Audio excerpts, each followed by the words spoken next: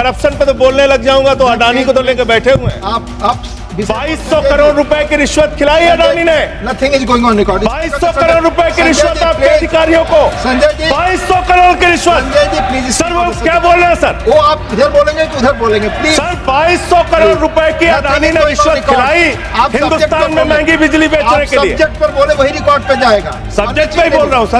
Please sir मैं subject पे बोल रहा हूँ, मुझे बोलने दीजिए सर। आप बोले।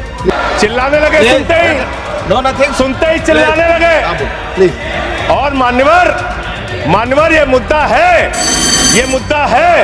इसलिए कि आप खत्म कर रहा हूं सर, खत्म कर रहा हूं इसलिए कि आपका ध्यान देश में डीजल कैसे सस्ता हो, पेट्रोल कैसे सस्ता हो, इस पे नहीं है। आपका ध्यान तो देश भर में झगड़ा कराने, आपका ध्यान अपने दोस्त अडानी को हजारों करोड़ का मुनाफा पहुंचाने में है और इस क्षेत्र में भी आप लाएंगे। Sir thank you sir. इन्होंने यहां पर पीछे से कमेंट किया, आपने सुना? नहीं मैंने नहीं आपने सुना मैं सर? आपको सुन रहा हूं। आपने सुना? आपको सुन रहा हूं संजय। रिश्वत कैसे ली जाती है इन लोगों को पता है। 2200 करोड़ रिश्वत ली अडानी से इन लोगों ने। भारत के प्रधानमंत्री ने ऑयल के क्षेत्र में, गैस के क्षेत्र में अनुकरणीय योगदान दिया है अपना। पूरी दुनिया में उनका डंका पीट रहा है ऐसा लेकिन मुझे याद है मान्यवर, 2014 में जब चुनाव प्रचार में ये लोग निकले थे तब कहते थे वोट दे दो, बीजेपी को जिता दो, डीजल 40 रुपए का हो जाएगा, पेट्रोल 50 रुपए का हो जाएगा। आपकी एक नेता का भाषण है, सदन में नहीं होगा तो मैं भेज दूंगा, आप सुन लीजिएगा। 50 रुपए का पेट्रोल हो जाएगा। और मान्यवर उस समय दुनिया के पैमाने पर कच्चे तेल का दाम क्या था? $135 प्रति बैरल तक एक कच्चे तेल का दाम गया था। बावजूद इसके ना तो डीजल ने ना पेट्रोल ने किसी ने सेंचुरी नहीं मारी।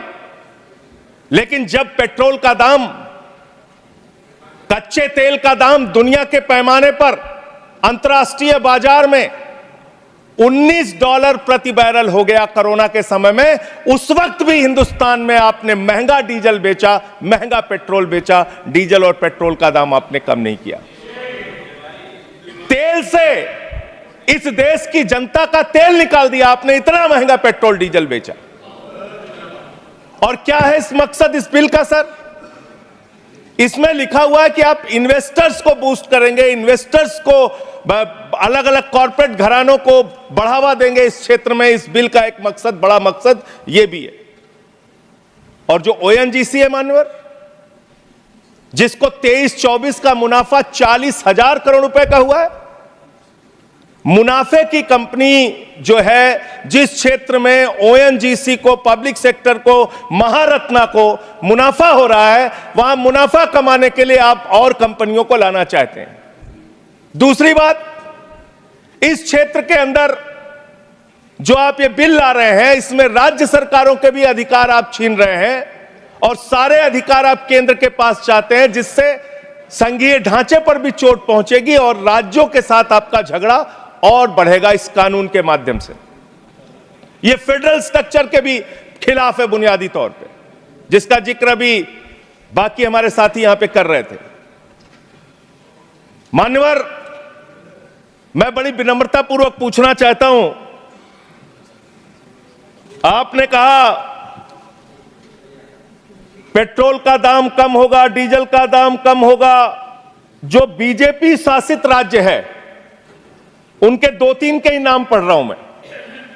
चंडीगढ़ में आज पेट्रोल का दाम है 100 रुपए, बिहार में आज पेट्रोल का दाम है 105 रुपए, और जिस दिल्ली की आप आलोचना करते रहते हैं, बार हर बात पे आलोचना करते रहते हैं, यहां पेट्रोल का दाम है 94 रुपए। दिल्ली के मुख्यमंत्री रहते हुए अरविंद केजरीवाल ने बिजली फ्री दिया, पानी फ्री दिया, शिक्षा फ्री दिया, इलाज फ्री दिया। महंगाई से लोगों को बचाने के लिए पेट्रोल और डीजल भी सस्ते दामों पर दिया।